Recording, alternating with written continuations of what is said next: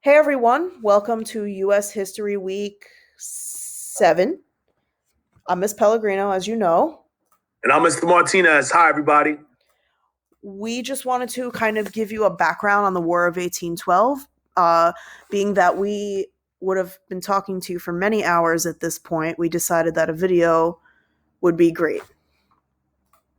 Yeah, to give you an opportunity to pause, fast forward, rewind as you need, and go from there. And there are a lot of videos on the internet that try to explain the War of 1812, but why not hear it from a familiar voice and face? Exactly. And this is one of those topics that you might have heard about, like when was the War of 1812? 1812. But it's not necessarily one that we may have deep dived into, especially in 7th or 8th grade. So now is your opportunity. We're going to talk to you a little bit about this war and why it impacted the United States so much. And you might remember from Global, shout out the Global team, last year when you did the French Revolution and Napoleon, that France embarks in a series of wars, the Napoleonic Wars. Okay, what you may or may not have learned during that time that one of those conflicts was with the United States during this time, a tension that was building with the United States, and also that a tension that was building with France and England. Again, France helps us during the American Revolution, and they have conflict with Great Britain, and it leads to what we now know. We're going to talk about it today. Definitely. And another thing to think about is that we just had gotten out of the American Revolution against Britain. When I say we, I mean the United States. So Britain is not just going to forgive and forget. They're still very bitter about losing a tremendous amount of resources, labor, and people. And at the same time, if you remember from last week, depending on which side, and you should, if you partnered up, George Washington in his farewell address, his third point is the alliance, right? Warning Americans of the alliance system. And here we have now this coming to fruition, not even, just a few years after he warned us, right? He says, be careful of this. And boom, you have this tension across the water that the United States needs to respond to in a certain way, and it impacts us greatly. Right. So, one of the first things that keeps happening is, and if you recall, several weeks ago, we spoke about how the British controlled the colonial trade not only with taxes but the revenue. Like they were in charge of the trade and who got what. The profit was mainly going to Britain. So now we have young America, brand new country, and they're sailing ships to do their own trade. I mean, of course, they're trying to build their own economy. Unfortunately, on those American ships, British sailors would often kidnap American soldiers, and they would make them force them, like kind of like a POW or prisoner of war. They would force them to do labor on a British ship, and that term is called impressment. They weren't trying to impress the sailors, but they were forcing something on them. And that's a good point. Again, this is something that is going to make sense as we continue on with American history and seeing how the relationships that countries have with each other can impact other relationships. Okay, one of the backstories of all this is as the presidents are coming and going in the early portion of the United States history, some are pro French and some are not so pro French, right? So, which means some of them are willing to work with France and understand what France did during the American Revolution. And they want to repay that. And some think, much like Washington, that the U.S. needs to stay clear of France and stay clear of all issues. But Great Britain, they bring the party to us, so to speak, right? When they start taking over these ships and they start being aggressive, it leaves the United States with very little choice but to respond, right? It's a big part of what the colonists needed from the government that was established, right? When from the Articles of Confederation to Constitution, one of the big issue was the army. One did not have a standing army and one did. And this is the example where that standing army would come into play. You need an army to fight a country. Right. So the British are going to start fighting us. And these battles take place all over the map. Canada is where some of them take place. And the reason that that's important is because that was still British territory and some French territory. So Canada became like this central location that was hot, that they, well, not hot literally, it was kind of cold up there, but that they wanted for resources. Another like fun fact that we often hear about this war is that we have a brand new building that the president lives in Washington, D.C., which is a brand new district the United States creates just for the federal government. And the British physically do burn down the White House. So the British are definitely still bitter about previous relations, but this, they took it up a notch and they burned down the White House. So Americans definitely feel like they have to win this one. They slighted our government directly. And this is where the story gets funky. Because you're saying, wait, how they burned down the White House? How could we possibly say we won this war? And this is where it varies in opinion. Some might say the United States lost the War of 1812. Some would say they won. Some would say it was more the impact of the War of 1812 and not the result that mattered. And what we mean is, as far as in Canada, the U.S. troops, they're getting rocked. The British troops are too much for them. They're losing on all the fronts.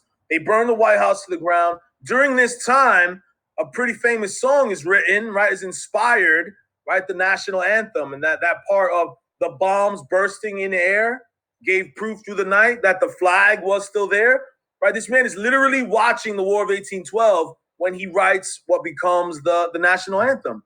And so how and why does this inspire people? Well, we're going to give you a second to think about it.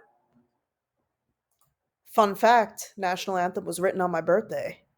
Look at that. Yeah. So my one claim to fame. You know what? I'm giving bonus points to anybody who could put Miss Pellegrino's birthday somewhere on this sheet. You know Miss Pellegrino's birthday and you write it down, I'm giving bonus points to my class. Throwing it out there now. And why not? I will too. I love it. There it is. It's really interesting because I think this is when, like, I don't think right after the revolution people were going around saying, I'm an American, I'm an American.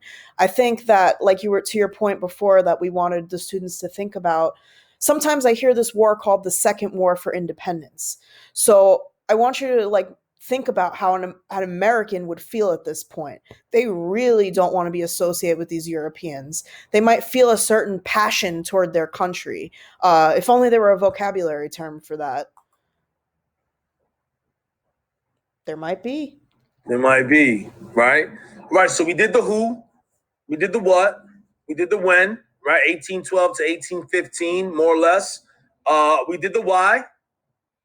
We now the biggest thing of the who, what, when, where, why. And this is a big thing even in our writing. A lot of us are doing a really great job seeing the text, pulling from the text pieces of evidence, right? This is my hand representing the full text.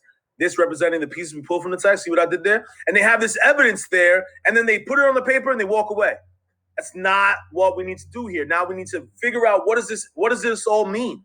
A war is fought from 1812 to 1815. A White House is burnt down. They're fighting in two fronts. People are mad. What's going on?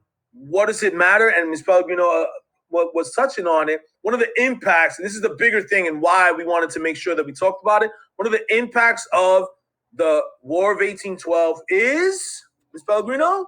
Nationalism, which is definitely a global term that you are aware of. It's the vocabulary word I was hinting at before. And the textbook definition that we all should know and love is pride in one's nation, in one's country. And this, after this war, this is when we see people carrying flags and being proud of being an American.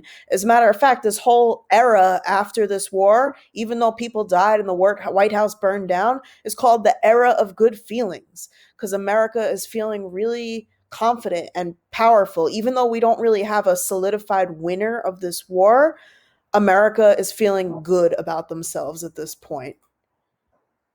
America's that kid in the playground. You know that kid that gets into a fight and then they clearly lose, but then they tell everybody that there was no real winner? We're that guy at the fight, okay? I'm going to tell you right now, because if we were in Great Britain talking about this war, they're going to tell you that Great Britain won the War of 1812.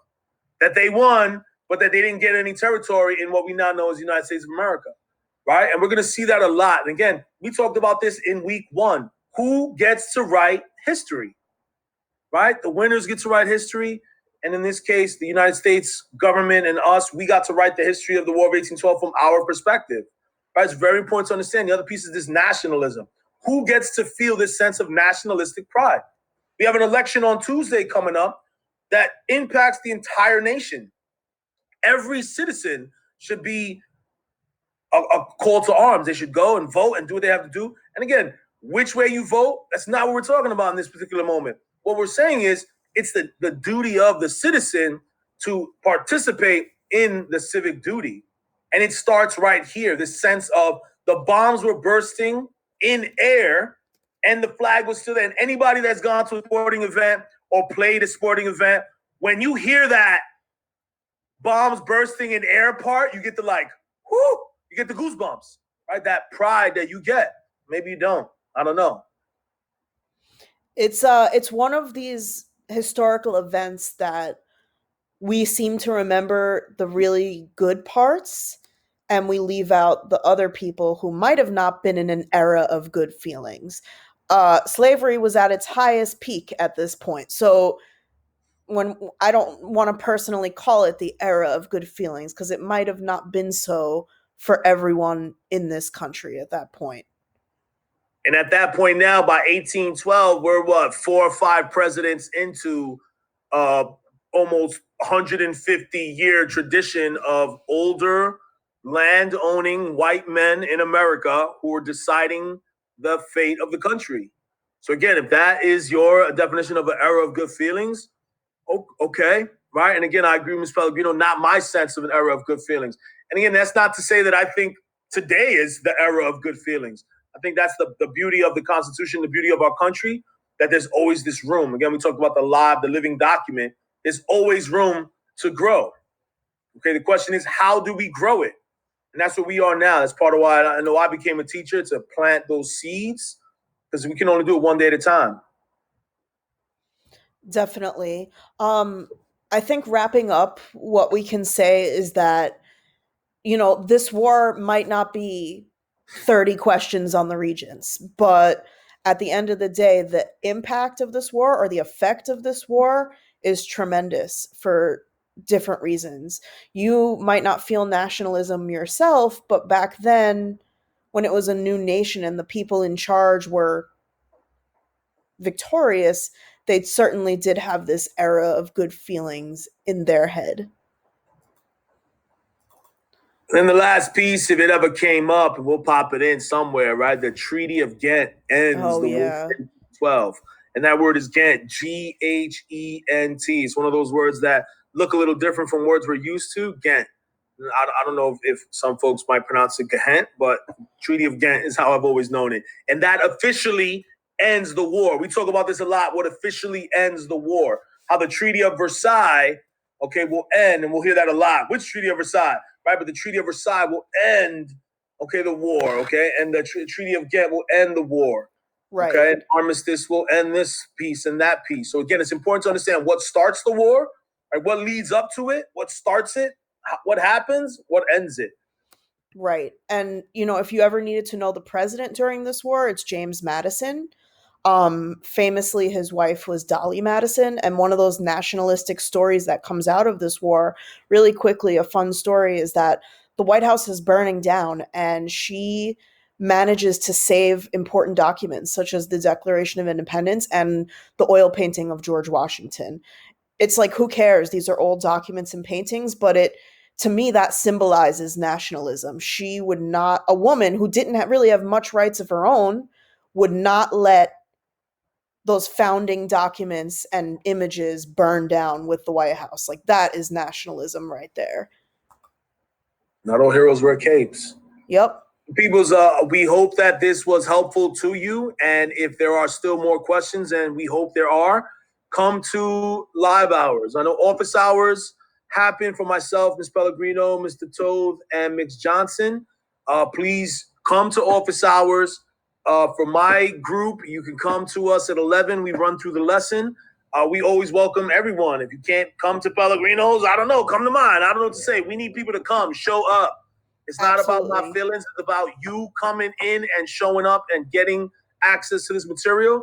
because this is what we do. This is our passion, and it's about actively participating in the civic duties, and this is where we are. Okay.